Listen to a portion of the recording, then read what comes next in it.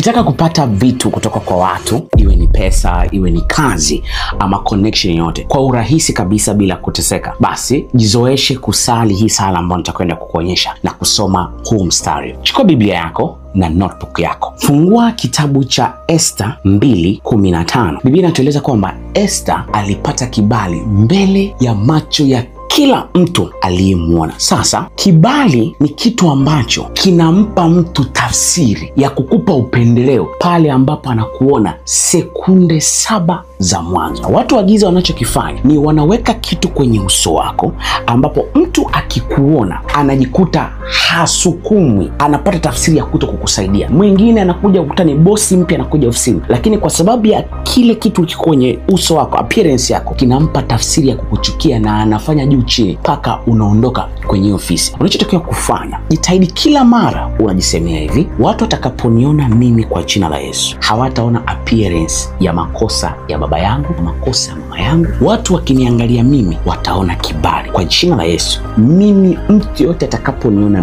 mimi nitapata kibali kama cha Esther. Roho yoyote iliyopachika muonekano wote wa giza ambao unasababisha mimi kukataliwa, unasababisha mikosi, unavutia habari mbaya, hiyo roho inakuja kinyume nayo, na kuanzia sasa utukufu wa Mungu ndio unaoonekana kwenye uso wangu kama ilivyo kwa Musa.